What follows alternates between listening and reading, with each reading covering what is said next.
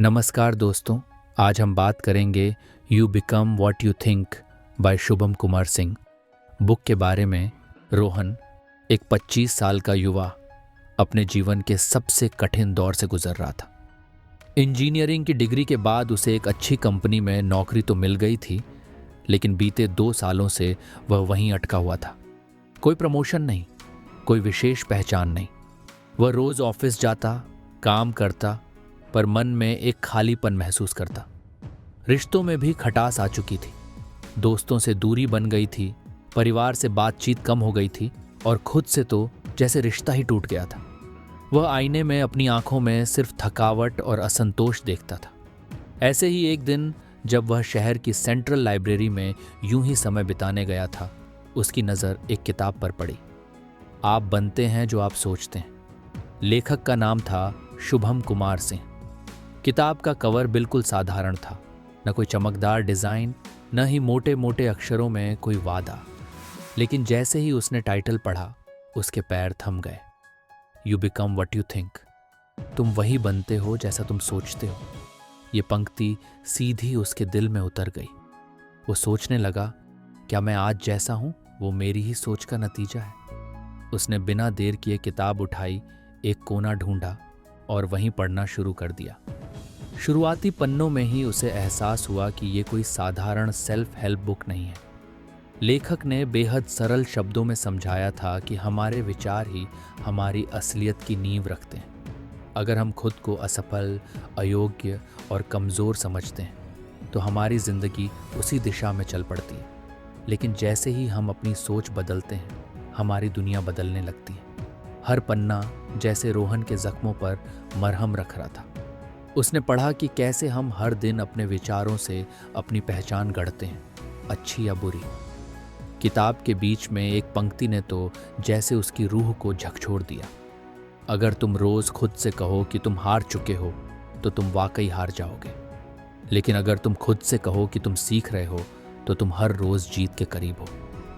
वो किताब पढ़ते पढ़ते कब रोहन की आंखें नम हो गईं, उसे खुद भी नहीं पता चला। शायद बहुत दिनों बाद उसने खुद से मुलाकात की थी, उस रोहन से जो कभी सपने देखता था, जो कुछ कर दिखाने की चाह रखता था। उस दिन के बाद रोहन की जिंदगी धीरे धीरे बदलने लगी। उसने किताब को खरीद लिया और रोज एक अध्याय पढ़ने का नियम बना लिया। साथ ही उसने एक डायरी भी शुरू की, जिसमें वह हर दिन के अंत में लिखता, आज क्या सोचा, क्या सीखा और कल क्या बेहतर कर सकता है। अब रोहन की सोच पहले जैसी नहीं रही थी। वो खुद को एक पीड़ित की तरह नहीं, एक सीखने वाले की तरह देखने लगा था। छोटी छोटी सफलताओं को गिनना शुरू किया, अपने हर प्रयास को सराहना शुरू किया। और यहीं से शुरू हुई उसकी असली तरक्की, न सिर्फ करियर में बल्कि जीवन में भी। पहले अध्याय में रोहन ने एक बेहद साधारण लेकिन गहरे अर्थ वाला सबक सीखा। हमारे विचार ही हमारी वास्तविकता बनाते हैं। शुभम कुमार सिंह ने अध्याय की शुरुआत एक जाने पहचाने लेकिन शक्तिशाली उदाहरण से की थी। एक गिलास जिसमें आधा पानी है, एक व्यक्ति कहता है यह आधा खाली है, जबकि दूसरा व्यक्ति कहता है यह आधा भरा है। शब्द वही थे, स्थिति भी वही थी, लेकिन सोच का फर्क दोनों की दुनिया को अलग बना देता है। इस उदाहरण ने रोहन के दिमाग में जैसे कोई स्विच ऑन कर दिया। उसे पहली बार साफ साफ दिखा कि अब तक वह हर चीज को आधा खाली नजरिए से देखता आया था। जब प्रमोशन नहीं मिला तो उसने सोचा कि वह काबिल नहीं है। जब कोई रिश्ता टूटा तो खुद को दोष देने लगा। हर बार अपने हालातों को कमजोरी की नजर से देखा। कभी ये नहीं सोचा कि शायद उसमें सुधार की संभावना है, या शायद उसने अभी तक अपना सर्वश्रेष्ठ नहीं दिया। किताब में लिखा था, आपकी सोच एक बीज की तरह है। अगर आप डर, शक और हीनता के बीज बोएंगे तो आपकी जिंदगी में असफलता का जंगल उगेगा। लेकिन अगर आप उम्मीद, आत्मविश्वास और सकारात्मकता के बीज बोएंगे तो आपकी जिंदगी में सफलता और संतोष के फूल खिलेंगे। ये पढ़ते हुए रोहन का गला भर आया। किताब में एक सवाल था, आज आपने अपने मन में कौन से बीज बोए? वह ठिठक गया। क्या आज मैंने अपने भीतर डर बोया? क्या मैंने खुद को कमज़ोर समझा? या फिर मैंने खुद से उम्मीद की? वह कुर्सी से सीधा होकर बैठा और पहली बार खुद से ईमानदारी से यह सवाल किया। जवाब चौंकाने वाला नहीं था। उसने स्वीकार किया कि उसने सालों से अपने भीतर नकारात्मकता बोई थी और अब उसकी जिंदगी उसी की फसल थी। लेखक ने आगे बताया कि विचारों की शक्ति अनदेखी जरूर होती है, लेकिन कमजोर नहीं। सोच बदलते ही हम परिस्थितियों को नए नजरिए से देख पाते हैं। समस्या वही रहती है, पर दृष्टिकोण बदल जाता है। रोहन के लिए यह सिर्फ एक पाठ नहीं, एक चेतावनी थी। अगर उसने अपनी सोच नहीं बदली तो शायद जिंदगी का रुख भी कभी नहीं बदलेगा। लेकिन अगर वह अभी से हर दिन सोच समझकर सकारात्मक विचार बोने लगा तो धीरे धीरे उसका जीवन भी नई दिशा में मुड़ सकता है। उसने उसी समय डायरी में लिखा, अब से हर स्थिति में मैं पहले यह देखूंगा कि इसमें क्या अच्छा है, क्या सीख है और मैं कैसे बेहतर बन सकता हूं। वह जानता था कि यह बदलाव एक दिन में नहीं आएगा, लेकिन अब उसके पास एक शुरुआत थी, एक बीज जो भविष्य में आशा, आत्मबल और सफलता का पेड़ बन सकता था। अगले पन्नों में शुभम कुमार सिंह ने एक और गहन विचार प्रस्तुत किया। या तो आप अपने मन को ट्रेन करें या फिर आपका मन आपको ट्रेन करेगा। ये पंक्ति पढ़ते ही रोहन ठिठक गया।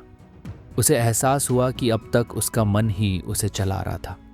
मन में जैसे ही कोई डर आता, मैं फेल हो जाऊंगा, मुझसे नहीं होगा, सब मुझसे आगे निकल गए हैं, वह तुरंत उस डर के सामने झुक जाता। कोई सवाल नहीं, कोई प्रतिरोध नहीं। उसके विचार, भावनाएं और निर्णय सब उसके अनट्रेंड मन की गिरफ्त में थे। किताब में बताया गया कि हमारा मन एक बंदर की तरह है, चंचल, भटकने वाला और डर से संचालित। अगर इसे दिशा नहीं दी जाए तो ये हर उस चीज को पकड़ लेता है जो आसान हो, डरावनी हो या नकारात्मक हो। शुभम ने एक आसान लेकिन असरदार तरीका बताया, ध्यान, मेडिटेशन। रोहन ने तय किया कि अब वह अपने मन का मालिक बनेगा, उसका गुलाम नहीं। अगली सुबह उसने अपनी अलार्म घड़ी 10 मिनट पहले सेट की, मोबाइल को दूर रखा, एक चुप कोना चुना, आंखें बंद की और बस सांसों पर ध्यान देने लगा। शुरुआत में मन भटकता रहा, कभी ऑफिस की टेंशन याद आई, कभी बीते रिश्ते की कसक, लेकिन वह रुका नहीं। हर दिन वह बैठता और हर दिन थोड़ी देर ज्यादा टिक पाता। धीरे धीरे उसे एक नई बात समझ आने लगी। उसके अंदर दो आवाजें हैं, एक डराने वाली जो कहती है तू फेल हो जाएगा, और एक शांत लेकिन सच्ची जो कहती है कोशिश कर, सीखता चल। अब तक वह सिर्फ पहली आवाज को सुनता आया था, लेकिन ध्यान ने उसे वो दूसरी आवाज सुनने की शक्ति दी। रोहन ने एक नई आदत बनाई। हर बार जब कोई नकारात्मक विचार मन में आए, वह उसे पहचानता और तुरंत उसके जवाब में एक सकारात्मक एफर्मेशन दोहराता, जैसे मुझसे नहीं होगा, मैं सीखने की प्रक्रिया में हूं, मैं हमेशा असफल रहता हूं, हर असफलता मुझे मजबूत बनाती है, मेरे पास समय नहीं है, मैं अपने समय को बेहतर ढंग से मैनेज कर सकता हूं। शुरू में यह कृत्रिम सा लगा, लेकिन कुछ ही हफ्तों में उसके विचारों की दिशा बदलने लगी। पहले जहां चिंता हावी होती थी, अब वहां उम्मीद दिखती थी। पहले जहां डर बैठा रहता था, अब वहां आत्मविश्वास झांकने लगा था। उसने अपनी डायरी में लिखा, मन को चुप कराना मुश्किल है, लेकिन असंभव नहीं। हर सुबह जब मैं आंखें बंद करता हूं, तो मैं अपने भीतर एक योद्धा को तैयार करता हूं, जो हर नकारात्मकता से लड़ सकता है।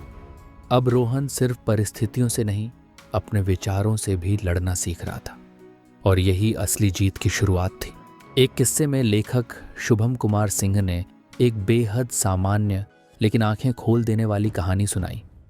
एक आदमी हर रोज बिना सोचे समझे करीब 4 घंटे सोशल मीडिया पर बर्बाद कर देता था।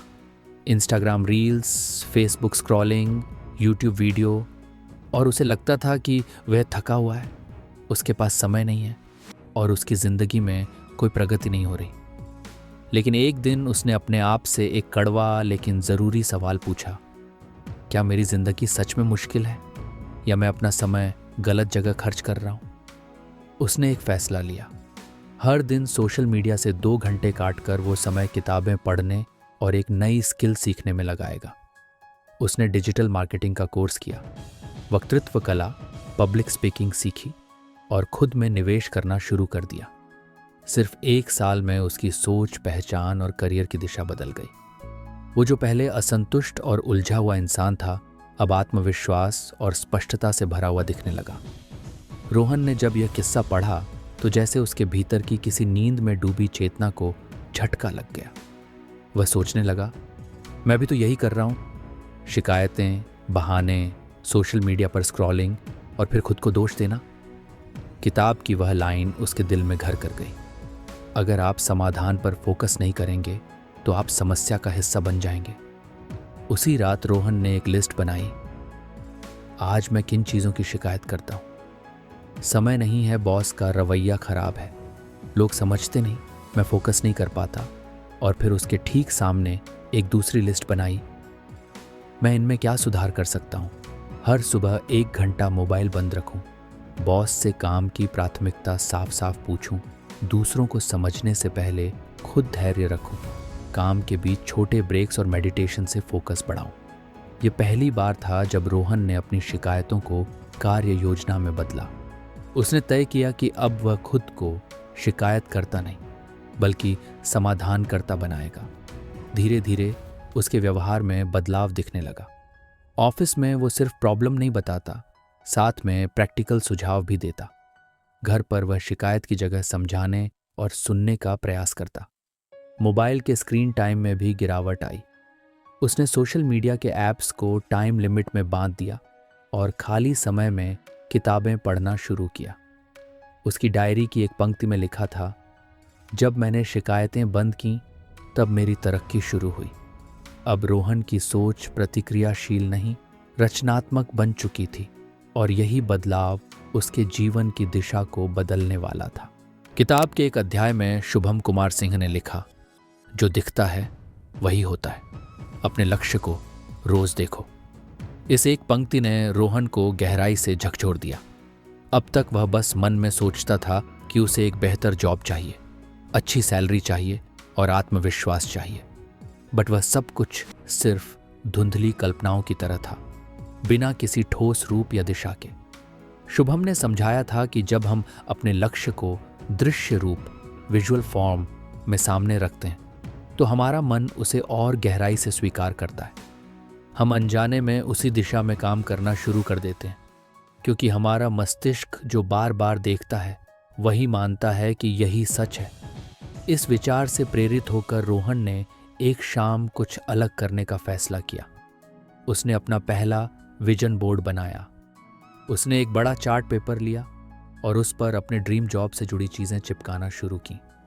उस कंपनी का लोगो जहां वह काम करना चाहता था, एक शानदार ऑफिस की तस्वीर, उस सैलरी पैकेज का प्रिंट जो वह हासिल करना चाहता था, एक फ़ोटो जिसमें वह खुद आत्मविश्वासी, स्मार्ट और सफल दिख रहा था, एक कोना जिसमें लिखा था, मैं उस जॉब के लायक हूँ और मैं उसे पाने के लिए हर दिन काम कर रहा हूँ। उसने वह बोर्ड अपने कमरे की दीवार पर लगाया, ठीक अपनी टेबल के सामने, जहाँ हर सुबह उसकी नज़र सबसे पहले पड़ती। हर दिन वह उस विजन बोर्ड को देखता और खुद से कहता, मैं इसे हासिल कर सकता हूँ, मैं इसके लिए बना हूँ। धीरे धीरे उसका दृष्टिकोण बदलने लगा। अब वह सिर्फ काम करने नहीं जाता था, वह अपने लक्ष्य के और करीब जाने के लिए हर दिन बेहतर बनने की कोशिश करता था। वह लिंक्डइन पर एक्टिव हुआ, नई स्किल्स सीखी, इंटरव्यू प्रैक्टिस शुरू की और खुद को पहले से कहीं ज़्यादा तैयार महसूस करने लगा। विजन बोर्ड सिर्फ एक कागज़ का टुकड़ा नहीं था, वह अब उसकी ऊर्जा का केंद्र बन गया था। हर बार जब वह थक जाता, जब निराशा आने लगती, जब दुनिया उसे कहती शायद नहीं हो पाएगा, तो वह उस बोर्ड की ओर देखता और उसे फिर से याद आता कि वह क्यों शुरू किया था। उसने अपनी डायरी में लिखा, लक्ष्य को देखना लक्ष्य को जीने की शुरुआत है। अब वह सिर्फ सपने नहीं देख रहा था, वह उन्हें हर दिन जी रहा था। किताब के एक अध्याय में शुभम कुमार सिंह ने एक बेहद प्रेरणादायक कहानी साझा की, एक ऐसे एंटरप्रेन्योर की जिसने 5 बार बिजनेस में असफलता झेली, लेकिन फिर भी हार नहीं मानी। हर बार जब उसका कोई स्टार्टअप बंद हुआ, लोग कहते, अब तो रुक जा, ये तेरे बस की बात नहीं है। लेकिन उस इंसान ने एक साधारण लेकिन बेहद ताकतवर बात कही, हर गिरने से मैंने उठने का नया तरीका सीखा। ये वाक्य रोहन के दिल में उतर गया। उसे अपने हाल ही में दिए गए इंटरव्यू याद आ गए, जहां उसने खूब तैयारी की थी, लेकिन फिर भी रिजेक्ट हो गया था। पहले के रोहन ने शायद उस रिजेक्शन को अपनी काबिलियत का अंत मान लिया होता, लेकिन अब वह बदल चुका था। अब वह जानता था कि हर असफलता में एक सबक छिपा होता है। उसने अपने रिजेक्शन के बाद उस कंपनी को मेल किया। मैं जानना चाहता हूं कि कहां कमी रह गई, जिससे मैं खुद को बेहतर बना सकूं। शायद उसे उम्मीद नहीं थी कि जवाब मिलेगा, लेकिन एचआर ने जवाब दिया, your communication needs more clarity. You need to show more real-world examples in your answers. Technical knowledge is good, but practical application is missing. ये सब पढ़कर रोहन को दुख नहीं हुआ, बल्कि अब उसके पास एक रोड मैप था। उसने फौरन खुद को सुधारने के लिए प्लान बनाया। उसने हर रोज 15 मिनट इंग्लिश में बोलने की प्रैक्टिस शुरू की। उसने यूट्यूब पर मॉक इंटरव्यूज देखे और खुद उनसे सवाल जवाब किए। उसने कोर्स ज्वाइन किया, जहां केस स्टडी और रियल वर्ल्ड प्रॉब्लम्स पर काम सिखाया जाता था। हर असफलता के बाद वह अब एक नई रणनीति बना रहा था, जैसे वो एंटरप्रेन्योर जिसने गिरने को सीखने का जरिया बना लिया था। कुछ हफ्तों बाद जब अगला इंटरव्यू आया तो रोहन और ज्यादा आत्मविश्वासी था। इस बार वह सिर्फ नौकरी नहीं मांग रहा था, वह अपने हुनर, सोच और सुधार की कहानी के साथ सामने खड़ा था। उसकी डायरी में उस दिन लिखा था, रिजेक्शन हार नहीं है, वो सुधार का निमंत्रण है। गिरना बुरा नहीं, अगर गिरने के बाद मैं उठूं, सीखूं और आगे बढ़ूं। अब रोहन जान चुका था, सफलता उन्हीं को मिलती है जो गिरकर रुकते नहीं, बल्कि हर बार और मजबूती से उठते हैं। 6 महीने बाद वो दिन आया जिसका रोहन ने सपना देखा था। उसे एक मल्टीनेशनल कंपनी से ऑफर लेटर मिला। एक ऐसा पद, एक ऐसा पैकेज और एक ऐसा वातावरण जहां वह न केवल अपने हुनर का इस्तेमाल कर सकता था, बल्कि हर दिन सीखते हुए आगे बढ़ सकता था। जैसे ही उसने ईमेल खोला और लिखा देखा, we are pleased to offer you the position, उसकी आंखों में आंसू आ गए। लेकिन ये आंसू केवल खुशी के नहीं थे, ये उन संघर्षों, अस्वीकारों, बदलावों और खुद से की गई अनगिनत लड़ाइयों की गवाही थे। लेकिन सबसे बड़ी बात जो उसने महसूस की वो यह थी, मुझे यह नौकरी सिर्फ मेहनत से नहीं मिली, ये मेरा सोचने का तरीका था जो बदल चुका था। पहले का रोहन हर समस्या में रुक जाया करता था, अब का रोहन हर समस्या में रास्ता खोजता था। पहले वो खुद को दूसरों से कम समझता था, अब वो जानता था कि हर दिन थोड़ी प्रगति भी एक बड़ी जीत होती है। इस ट्रांसफॉर्मेशन का असर सिर्फ उसके करियर तक सीमित नहीं रहा, उसकी रिश्तों की दुनिया में भी बदलाव आ गया। पहले वह अक्सर दूसरों को दोष देता था, वो समझते नहीं हैं, मेरे घर वाले सपोर्ट नहीं करते, मुझे कोई अप्रिशिएट नहीं करता। लेकिन अब वह खुद से पूछता था, मैं इस रिश्ते को बेहतर कैसे बना सकता हूं? क्या मैंने सामने वाले को समझने की कोशिश की? क्या मैंने सुनने से पहले ही प्रतिक्रिया दे दी? वह अब छोटी छोटी चीजों पर ध्यान देने लगा। माँ से सुबह हल्की मुस्कान में बात करना, दोस्तों के मैसेज का जवाब समय पर देना, कलीग की तारीफ करना जब वो अच्छा काम करे, और सबसे ज़रूरी माफ़ करना और आगे बढ़ जाना। धीरे धीरे उसकी ज़िंदगी में सिर्फ सफलता ही नहीं, शांति, संतुलन और सच्चे रिश्ते भी लौटने लगे। उसने अपनी डायरी में उस शाम लिखा, मेरी जीत मेरी सोच में है। जब मैंने अपने विचार बदले तो पूरी दुनिया बदल गई। अब रोहन सिर्फ एक एम्प्लॉय नहीं था, वो एक जिंदा उदाहरण था इस बात का कि अगर सोच बदलो, आदतें बदलो और खुद पर काम करना शुरू करो तो कोई भी मंजिल दूर नहीं। किताब के आखिरी अध्याय में शुभम कुमार सिंह ने लिखा, कृतज्ञता वह चाबी है जो अबंडेंस का दरवाज़ा खोलती है। जब हम गिनना शुरू करते हैं जो हमारे पास है, तब जीवन हमें और देने लगता है। इस वाक्य ने रोहन के दिल को छू लिया। अब तक वह हमेशा उस पर फोकस करता था जो नहीं था, बेहतर जॉब, ज़्यादा सैलरी, सबकी सराहना, परफेक्ट लाइफ। लेकिन उसने कभी गहराई से यह नहीं सोचा कि जो पहले से है वो भी तो किसी चमत्कार से कम नहीं। उस रात उसने एक नई आदत शुरू की, कृतज्ञता जर्नलिंग। हर रात सोने से पहले वह अपनी डायरी में 3 चीज़ें लिखता जिनके लिए वह आभारी था। पहले दिन लिखा, 1, माँ का वो प्यारा सा खाना दो। एक पुराने दोस्त का अचानक कॉल। 3, शाम की ठंडी हवा में लिया गया 10 मिनट का सुकून भरा वॉक। शुरुआत में ये चीज़ें छोटी लगती थीं, लेकिन कुछ ही दिनों में उसका नज़रिया बदलने लगा। अब वो मोबाइल उठाते ही सोशल मीडिया नहीं खोलता था। वो खिड़की से बाहर आसमान देखता और सोचता, कितना कुछ है जो अनमोल है, बस हम देखते नहीं।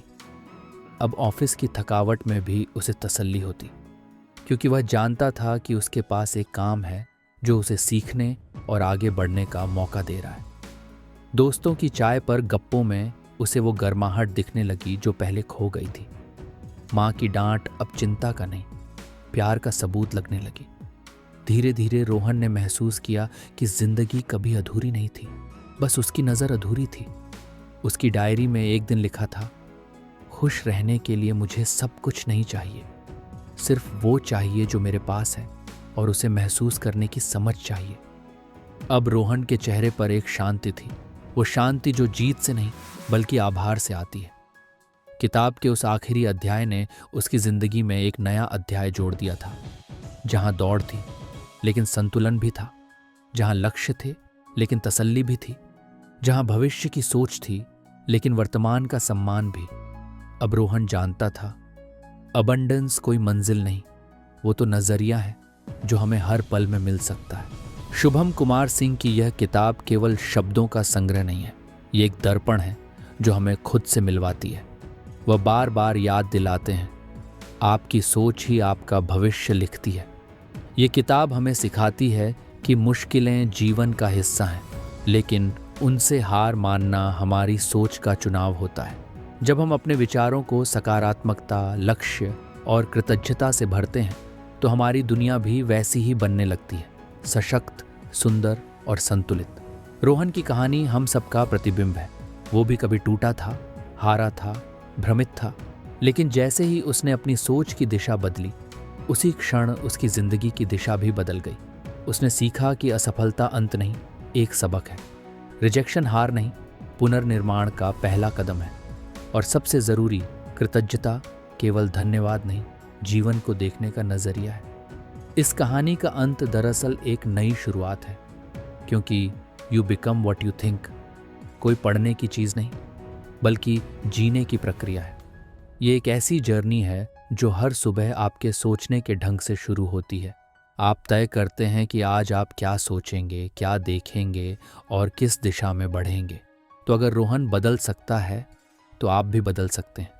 बस एक सवाल खुद से पूछना शुरू कीजिए, मैं आज क्या सोच रहा हूँ और क्या वही मैं बनना चाहता हूँ। और तब आप समझेंगे, हर विचार एक बीज है, जिसे आप जैसे सोचते हैं वैसे ही जीवन में फलता है। कहानी का अंत नहीं, बल्कि शुरुआत है एक ऐसे जीवन की जो अंदर से मजबूत, बाहर से शांत और हर कदम पर उद्देश्य से भरा हो।